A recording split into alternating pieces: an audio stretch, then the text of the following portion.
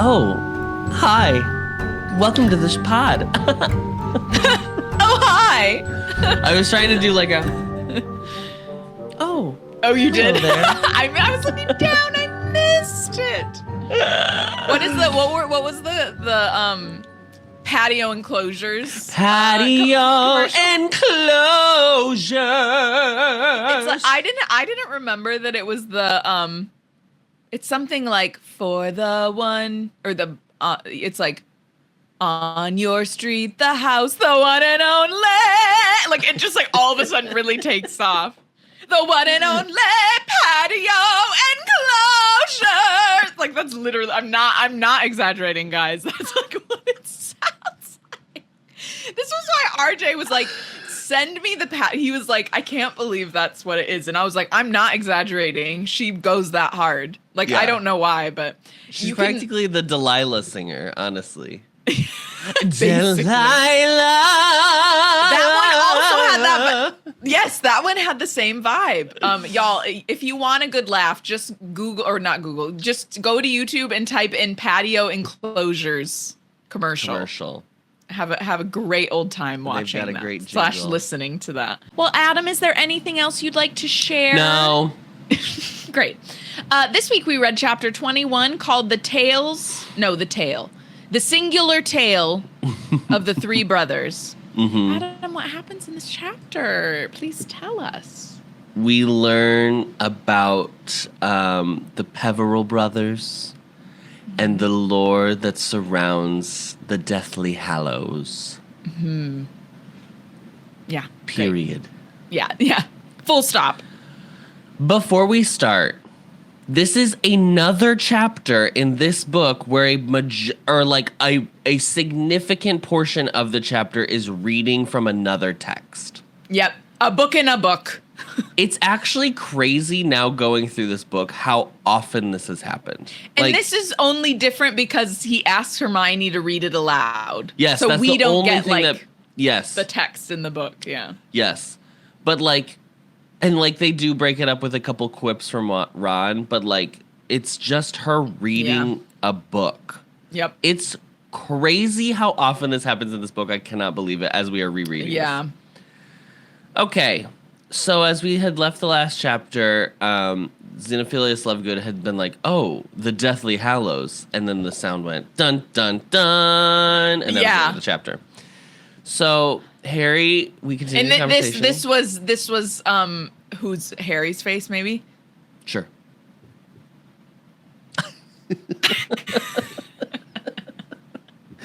He's like the meme of the hamster that's like yeah. So not many wizards know about the Deathly Hallows, apparently. Yes. And that's why it's like a conspiracy theory, you know? It reminds me of the theory around the Knights Templar from the Da Vinci Code. That there's a secret organization of people who are trying to find the quest of the Holy Grail. Mm-hmm. Yeah. So that's why Victor Crumb at the wedding thought it was a dark symbol because Grindelwald has used it, but it's not originally his symbol, I guess. Right. Which I'm like, is this... Do you know... Have you ever heard people say this about the Nazi symbol? That, whatever is the Nazi symbol was taken by something else, which, It was taken from Buddhism. Yes. If it's not turned on its, angle, if it's just, straight on... It's like a Buddhist symbol. I don't know what it means, but it's a Buddhist symbol. Yeah, but I'm like, typically the people that were using that argument were the people that were just trying to have an excuse to use a Nazi symbol. But I was always for sure. So I was like, that doesn't really count. But it's this symbol was used and abused by Grindelwald. Co-opted. And, it's co-opted. Yes, that's the word. Perfect. Co-opted. So that's why, but the symbol itself is not inherently dark. No. There are many people who go on the quest to find whatever, and none of them have any idea. Who though? He's like, oh yeah, no, we wear it because I'm like, okay, so him, Dumbledore, and Grindelwald were the last. Yeah, who is the we? three of them? Like, yeah, I'm like, who else? No one else has ever. Cranks. I don't know. I don't know who else to be looking for it. But this is where he's like, well, have you heard of the tale of the three brothers? Harry says no. Hermione and Ron say yes. Mm-hmm. It is in the tale of Beetle the Bard. So, okay. Now he asks Hermione to read the story. Yeah. So here's the story of the tale of the three brothers. Three brothers are walking along a road. They come to a river. They forge a bridge made of magic in order to cross it. Halfway across the bridge, they are greeted by Death, who's pissed. The Death? Mr. Death, who's Grim from the Adventures of Bill. The Grim Adventures of Billy and Mandy. That's always what I imagine. But now I'd like to imagine Aubrey Plaza being like, "Oh yeah, I'll give you an Elder Wand. Yeah, it was Aubrey Plaza. I'll give you a Resurrection Stone." Just because. So they come to the middle of the bridge. Death greets them. He's pissed. Death has no gender, Mama. Yeah, a non-binary queen, monarch. Monarch. Yes. Death greets them and is like, you haven't watched House of Dragon, but famously the actor that plays Rhaenyra in that identifies as they. And so someone was like, "Oh my God, she looks amazing, Slay Queen." And then like they like later replied to themselves and they were like, "Oh, sorry, just saw they identify as they, Slay Monarch." So that's how I knew to go for mine. So Death greets them. I did it again. Guys, Death has no gender. I do think technically in the story it is referred to as he, him. In this. As we know, JK loves to gender, so. Yeah, Death greets them. Death is like, hey, you were supposed to die. Most people do. So then I was like, are they the first wizards? I didn't understand really that. Well, that's what I wondered, because I was like, when was the first wizard born then? Because you're telling me the Peveril graves are just accessible. Maybe they're preserved better because of magic, but I'm like, if these are the original wizarding bros, right? Their grave is just casually in Godric's Hollow. Well, and also if they're the original wizarding bros, because that seems to be the implication from the story, is that like they're the first ones to use magic to get across this river, aka cheat Death. And so that's why Death is like, holy hell, what the fuck is this? Yeah. Diva? Who are these magic bitches? But I feel like if magic already existed, Death would know. But I also am like, this is the only thing. Okay. I don't know how much of this I'm supposed to like buy as like the truth, or like this is the mythology around these three items that do actually exist. Yeah. Sure. And I don't think the book is actually that clear on like what we're truly supposed to believe. It's not. Yeah, it's not. So, because then I'm like, so then Death is a person? Like a spirit. A spirit. Okay, so he's like, he was pissed, but he was like, instead, I'm gonna pretend to congratulate them so I can trick them. Yeah. He's basically like a genie. He's like a trickster. So he says he's gonna congratulate them for cheating him. Let me know whatever you want, and I'll give it to you, babe. You won. Publishers Clearinghouse. I'm so sorry. For some reason, when you said the genie bit, I had to literally physically stop myself from going, "Come on, Robin Williams." But then I was laughing too much about it. Yeah, I know. Sorry. R.I.P. Legend. R.I.P. Legend. But that's why I was like, I couldn't stop myself from laughing. So then I had to explain what I was laughing about. Too random. Wait, hold on. Is this focused on me now? I'm like, I keep gaslighting myself that it's focusing on Sailor Moon. It's not focusing on Sailor Moon, I can tell you that. Okay. So they're like, oh, okay, great. The oldest brother is like, well, first, I want a wand that ensures I win any duel that I... Give me that wand now. Give me that damn wand. So Death goes over to an elder tree. I wanted to look up if an elder tree is an actual thing. Oh, yeah, I can. Elder tree. Elderberry, so elder tree. Okay, elderberries grow on trees. Okay, great. Elder tree. Oh, So he goes over very to pretty. The elder tree right by the river, and he takes off a little branch. He fashions it into the elder wand, and he hands it to the brother. Is like, great. Good luck with this, diva. Yeah. So he walks away. Second brother is like, hey, I want a stone, or I want to bring back anybody. I don't know if he said stone, but he was like, I want something to bring back the dead. Mama. So yeah, what did he just said? I want, because he cheated Death. He's like, give me your power. Give me basically, yeah, like a little bit of your magic, your juju. So Death goes down to the river, pulls a rock out of the riverbed, imbues it with the resurrection power, and gives it to the second brother. Third brother says, I want to never be seen by you again. I don't want to cross your disgusting path and these maiden type shoes that you're wearing. So I want to evade you forever. So he gives him a full invisibility cloak. His own cloak, a little bit of his own cloak. Oh yes, yeah, it's part of Death's cloak. Yeah. Okay. Great. Cool. But then the question is like, how do they see Death? Because if he's wearing whatever, it's fine. It doesn't matter. Who cares, guys? It doesn't matter. So then, fast forward, all of them are going to have, it's a fairy tale, so all of them use their objects. Mm-hmm. The oldest brother goes to a town where he had like a quarrel with someone in order to duel them and then win. He kills the guy. Petty spaghetti.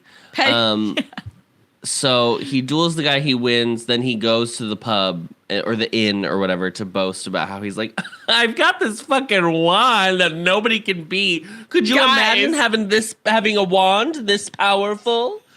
What is wrong with you? You deserve to die. I said it. Okay, but then they can't be the first wizards because there's other wizards. Use this wand. Yeah.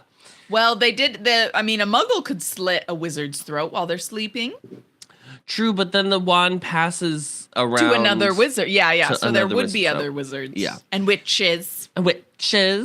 Warlocks. And we know the second brother is not he's not having any children with his girlfriend, let's say that. They're not procreating. Yeah, no. So he's like bragging about this wand. He's like, I got the biggest gun here, babe. And then in the middle of the night gets killed for the gun, aka the wand. Yeah. So Death still got him in the end. The second brother goes to use the resurrection stone on his beloved who had recently unexpectedly passed away. She comes back to life, except she's not fully alive. They say there's like a veil between living and death that she's like, but it's like she's not as, I don't think it means that she's a zombie. I think it means like she's just not the same as she used to be. And they can't actually really be together because she's passed on. So they're separated basically. Her like body came back, but her soul is not with it. Basically, is like the energy I took from it. They can't be together in the way they would have if she was alive. It's not possible, even though he brought her back.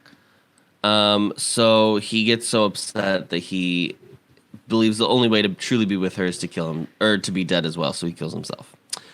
And then the third brother evades death his whole life. I guess he just goes through his life wearing an invisibility cloak. He never runs into death.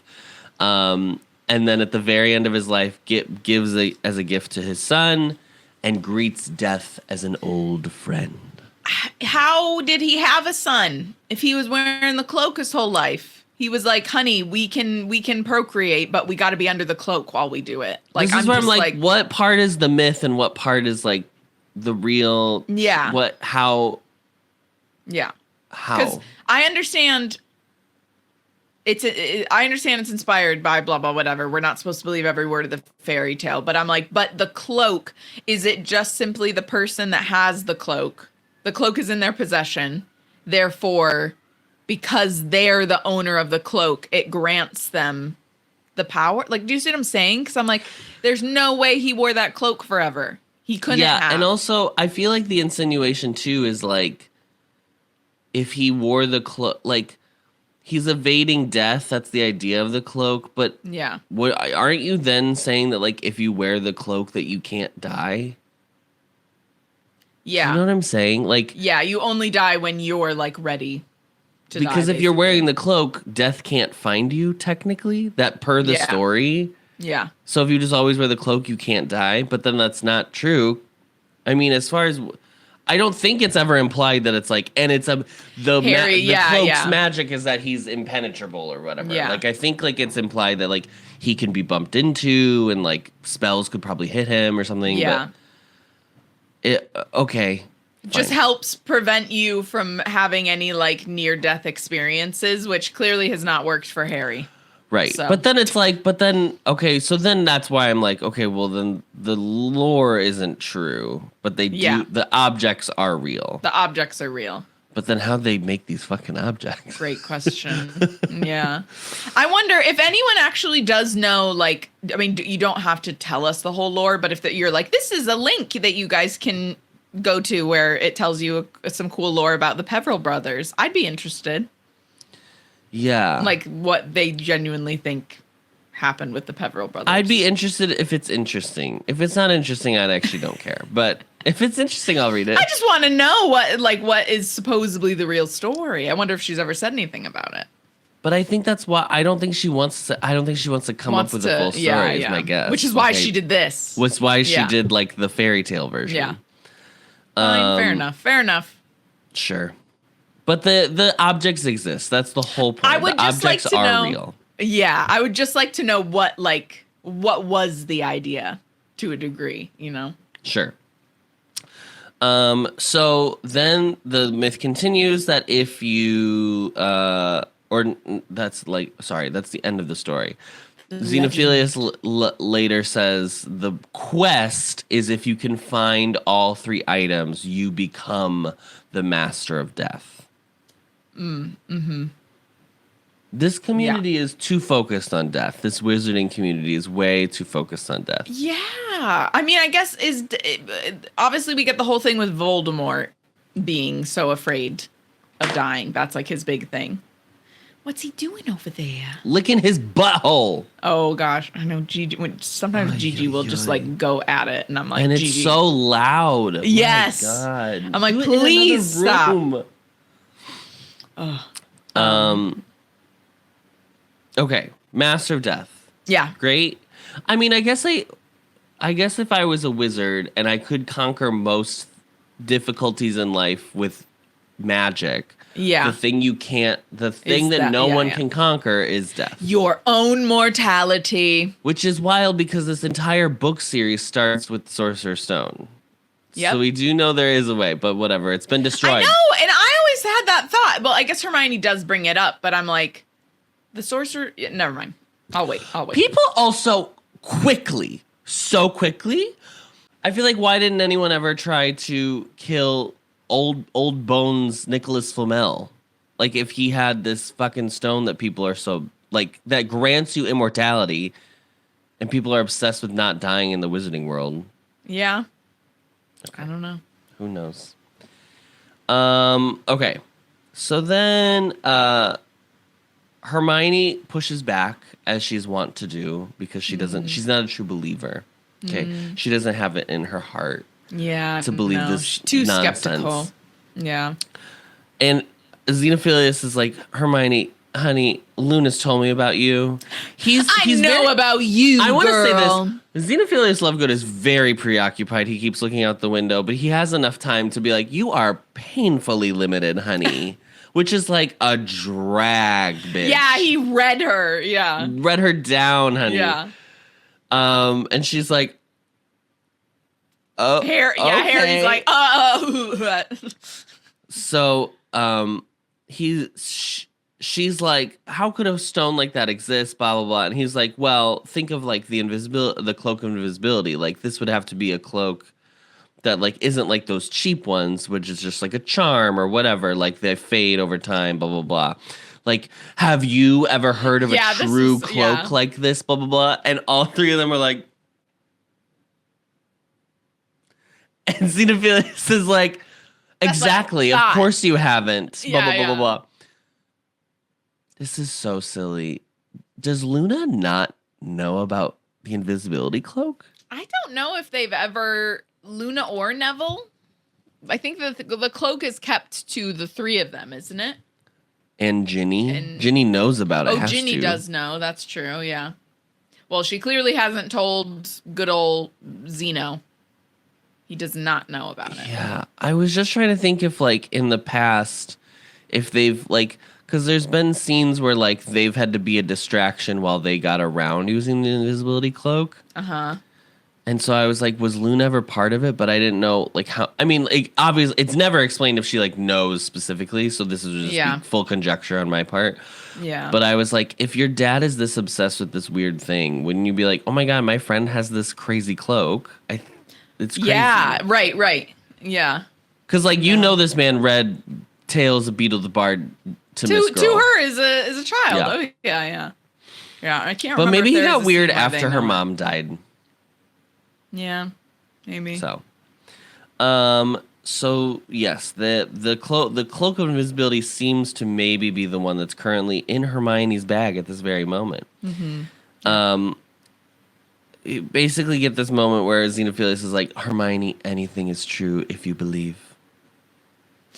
That's beautiful. Yeah, he's like, prove that doesn't. She's like, you can't believe this actually exists. These things actually exist, and he's like, prove that they don't. She's like, how? And he's like, see. That's not how any of this works, by the way. I just want to be very clear. This is not how science works, but okay, Diva. Because you gotta have faith. I don't think Xenophilius Lovegood is very interested in the scientific Socratic method, so that's fine. I don't think he's looking into any peer-reviewed studies. If Xenophilius Lovegood was a muggle, he would be full ivermectin can cure COVID.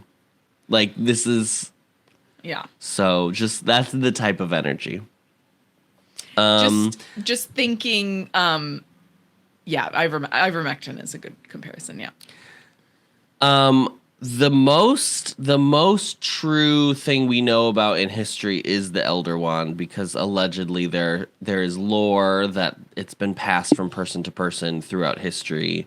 Yeah. And then at some point was two wizards killed a guy over it. They don't know which one got it, blah blah blah. That's where the line stops for the Elder Wand as far as anybody knows. And out of the blue, Hermione's like, do you know the Peverils, and do they have anything to do with the Deathly Hallows? And Xenophilius Lovegood nearly falls out of his seat. He's like, the what? The who? I'm sorry, who did you just mention? I thought you didn't know anything You were about this. holding How do you out know the on fucking me, I Peverils? see. Yeah. She says, well, we saw this gravestone that had the symbol on it, and the last name was Peveril, so I'm curious. And he's like, well, most of the true believers, of which I am one, believe the three brothers are Antioch, Cadmus, and Ignatus Peveril. What names? What incredible names. What names? Who's who? Do we know who's who? I think Ignotus is the youngest, isn't he? That's what I assumed it was age order. Okay, so Antioch is Elder Wand, Cadmus is Stone. Resurrection, and stone. Ignotus is the Cloak. So. Yeah. Fascinating. He's like, well, let me go down and get dinner ready. BRB. Stay here. Don't be weird. You'll stay for dinner. And then runs down. And they think he's just weird anyway, so they're like, well, that seems to be normal for him. Yeah. And then they go into this conversation. Ron is like, well, I've heard, like, there's, like, sayings that people say, like idioms or whatever, where, like, the one that he's heard is, Wand of Elder never prosper.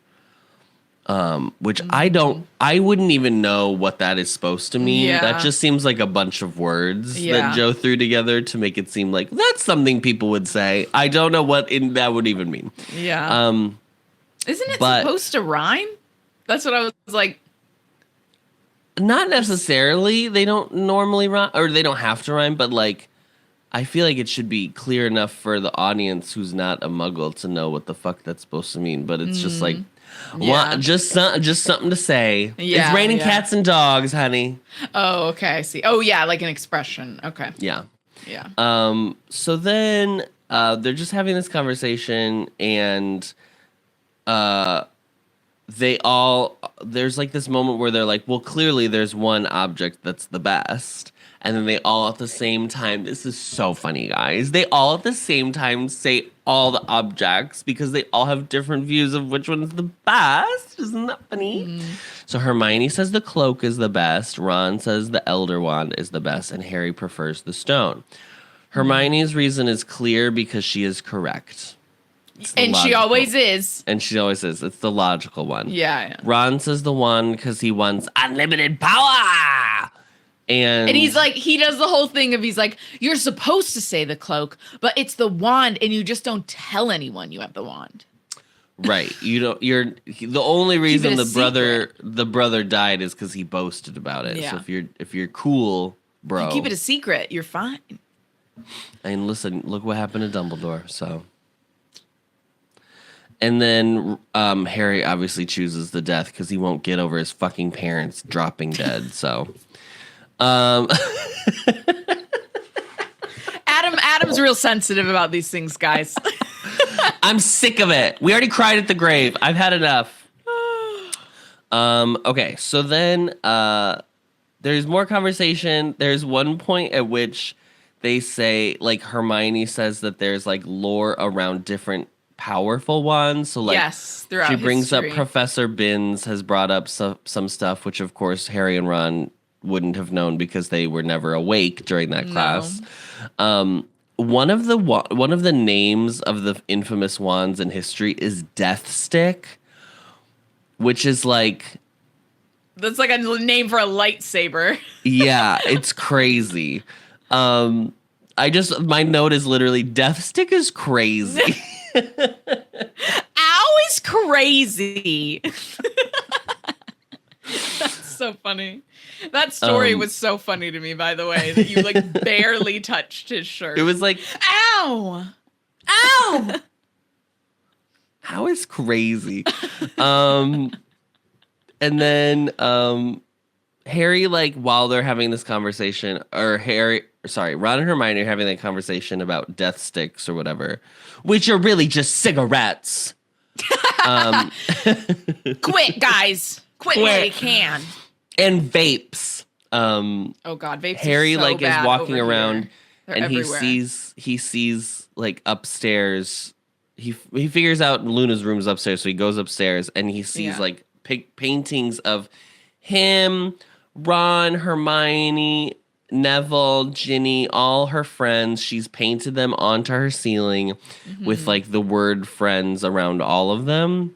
It's very lovely. Harry has a nice moment where he like it has like Feels a lot of rush affection toward her, right? Which is the first time in his life because he's never whatever. And then as he's in the room, he's like, "Wait, it's pretty dusty in here. Wait, there's no clothes. Wait." Can I say something about this? It always cracks me up when Harry like has a moment where he is so aware. Because she will randomly write some moments in like this for him. And obviously it's like it has to happen because in the plot, they have to realize something's off, you know? But it just always cracks me up because I'm like, Harry, you cannot pick up the vibe in a room like to save your life, but then like this will happen. Or he's like that the woman was a snake and he did not figure that out, but he got this one. There had to be dust in her home, Adam. There had to be a thin layer of I guess it was nighttime, but like but he's fully like, well, an old woman is dusty and crusty. Yeah, true. He's like, I don't know any old ladies. What do you picture her room look like? The colors of her bedroom are. For some reason, I really was envisioning pink and purple, but I don't know why I thought that. Oh, yeah, definitely purple. For sure, purple. I think because they were in those bright yellow costumes from earlier, I was imagining like yellow or something yellowy as well. But not yellow and purple because those would be our high school colors. High school color. And Bill and Fleur's wedding colors, incidentally, as well. Oh, right, yeah. But yeah, no, I pictured kind of like yellowy, but I think that might be more just influence from their outfits. Purple for sure, like a nice lavender. She's a purple girl. She's purple girl. There's purple people. Yeah. Where like they become like now purple's my personality. Purple, my identity is purple girl. Purplenality. Yeah. So he quickly is like, oh, so she's not here. So this man's lying. So he goes back downstairs and confronts Xenophilius, and he's like, where is she? And he's like, where's she at? She's picking plimpies for the soup. His eye is, he's like, I told you. I told you. She's picking plimpies. By the stream. And they're like, so then why did you only prepare 4 trays? And he's like, which is such a silly error, Xenophilius. Oh, and he just drops the tray. Also, like, he could have it's such a weird lie because the easiest lie in the world would have just been like, won't you stay for tea? You're fucking British. You're all British. You would stay for tea. Just be like, would you like a spot of tea before you leave? And of course they'd be like, sure. When's the last time any of them had like a proper sit down tea? Yeah, exactly. I would have been like, you know what? I don't even like you, but I would love some tea right now. Thank you. Yeah. So they draw their wands. He drops the tray that he was holding to grab for his wand, but he's not as quick as them. And so he explains that he's basically going to sell them out. He's going to sell out that Harry's there because they have taken Luna. Yeah. They have Luna, and he thinks the only way he can get her back is if he giving up Harry. Gives Harry to them. Yeah. At the same time, the Quibbler is like printing out a bunch of stuff. Remember, it was on. The printing press, is printing out a bunch of Quibblers, and on the front page is like Harry, #1 enemy. Yeah. Undesirable #1. Yeah. So he's fully turned because of what's happened with Luna. Mm-hmm. At the same moment that all of this transpires, they look out the window and people arrive on Broomstick. The insanity with which I am to believe that okay, I want to say this. They think it's a boy who cried wolf situation. Because he's called them before. I don't think. Okay, we don't know we do not know what he wrote in the owl that he obviously sent off to them. Right. But he gave them a heads up that they needed to come quickly. Yeah. I would only assume that he wrote Harry Potter's here, but it seems like they don't know that maybe when they arrive. Yeah. So maybe he's like, I have something very important to you if you get here as fast as possible. Yeah. They decide that the best way for traveling as fast as possible is to travel by broomstick from London. Not apparating is crazy. Not apparating is crazy. I think my biggest sticking point in this entire franchise is transportation in the Wizarding World because it drives me insane every time. And you are a transportation girl as well. Because so at the very end of this, I'm about to bring up another. Why are they apparating from inside this house? But we will get to it in just a second. Yep. Okay. So they arrive via broomstick, and at the same time, there's like a stunning spell issued from Xenophilius's wand, and they duck out of the way, and it hits the what is it called? Erumpent horn. Erumpent horn. Erumpent horn. And it explodes the house. Yeah. So once again, our girl Hermione was right. Yes. The horn exploded the house. Yeah. So Harry, Ron, and Hermione are blasted away. The Death Eaters, Ministry officials, a mix of both. Who knows? They show up. They start questioning They hear him questioning Xenophilius, being like, "You've called us here 3 weeks in a row now. I don't think you have anything. Last week you wanted to give us this fucking Rowena Ravenclaw headdress, which is crazy. The week before that, you wanted to give us the secrets of the snork black, whatever, blah, blah, blah. And this is all bullshit." And he's like, no, Harry Potter's here. I promise. Harry Potter's here. Harry Potter's just upstairs. And they won't believe him. So they're like, why don't you go bring Harry Potter down here? And then I'll believe you. Go get him. Because I'm not walking up into nothing. They don't even have a reaction to the fact that this home has exploded. It's so crazy. No, they do. They think that he exploded it to get them. Like, they think that was... I misunderstood. They were like, oh, you invited us here, like, to try... This was a part of, like, your plan. And he's like, no. I didn't mean... I thought that horn was something else. Because I think they say one of them says something about it.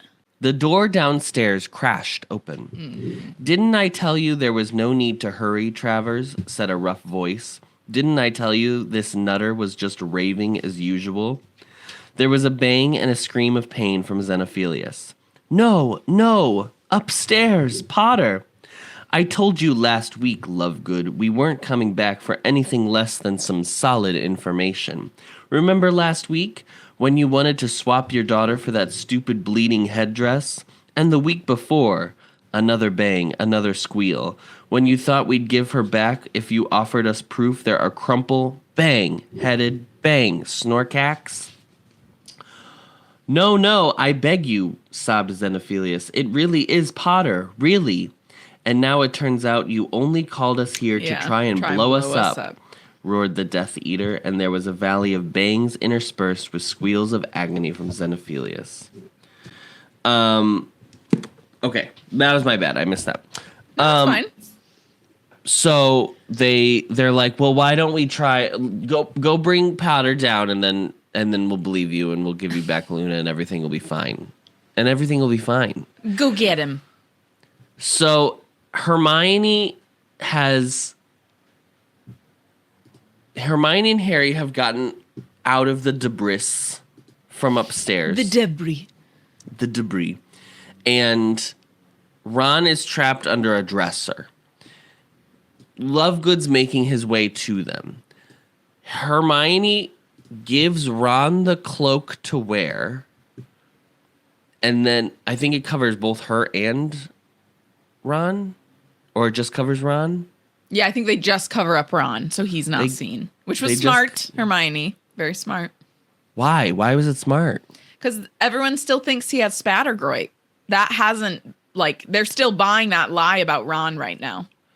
This is so crazy. What a stupid plot point to keep insisting on in this book series. Okay, so we've got Ron covered up. Hermione and Harry are exposed. And then as soon as, like, Lovegood has pushed whatever's blocking the way out of the way and his face appears in frame, she obliviates him.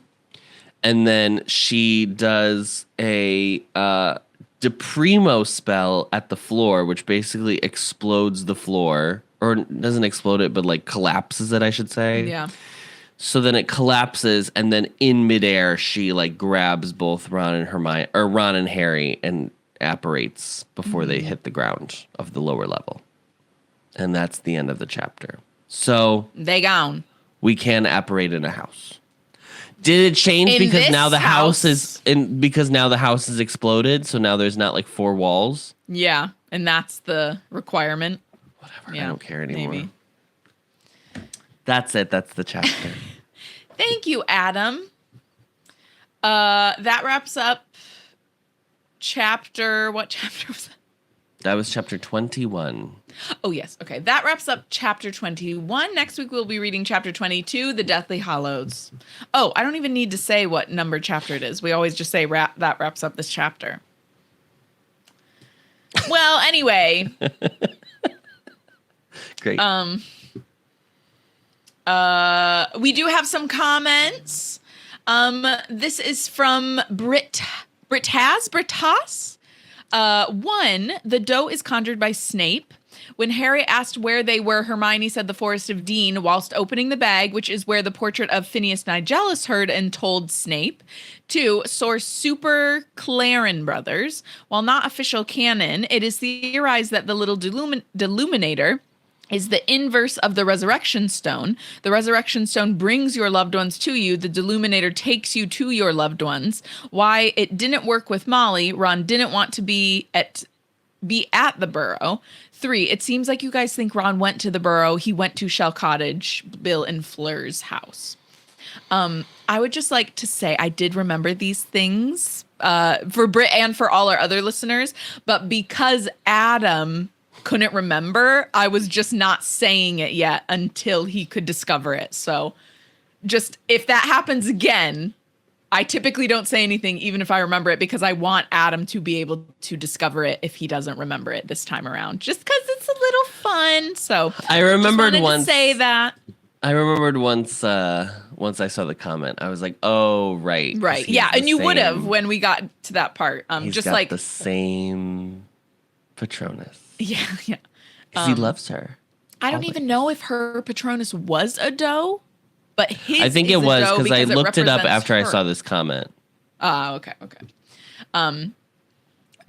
Yes. So all of this, especially with like the,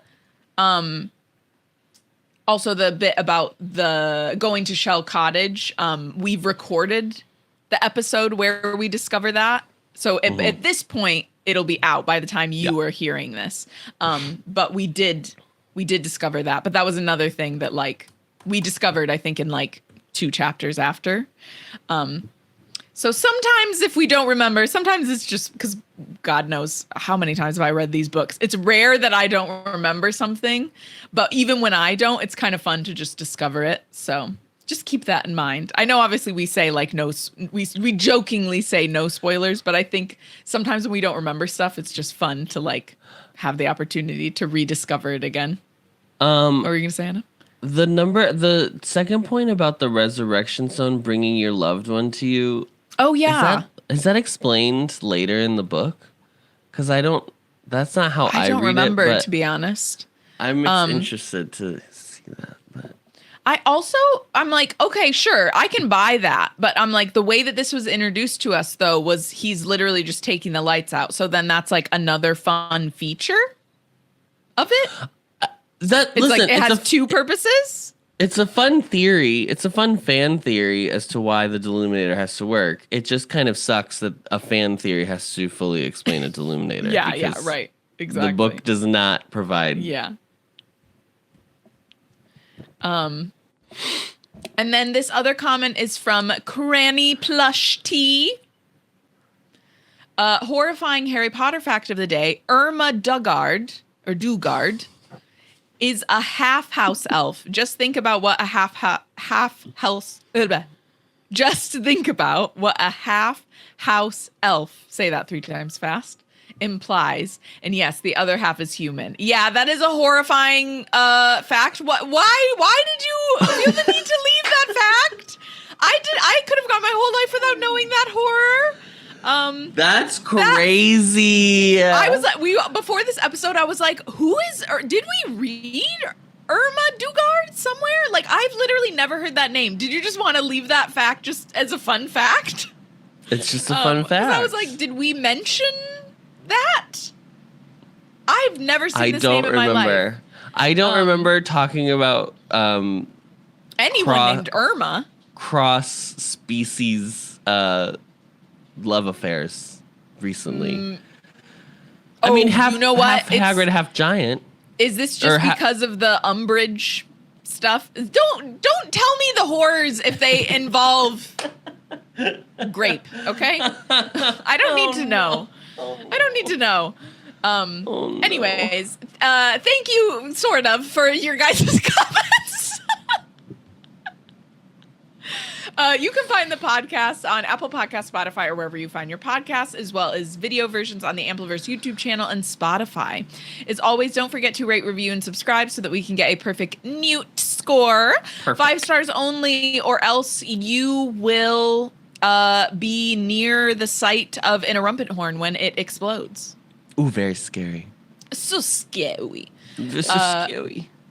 And don't forget to follow us on Instagram at HPAnxious or YouTube at the Ampliverse. We are hosted on Spotify for podcasters, so thank you to them and are a proud member of the Ampliverse. Check them out at theampliverse.com. Thank you, Adam. Thanks, Hari. And as always, Nox. Obliviate! Did they say obliviate? She obliviates Zeno. Ah, okay.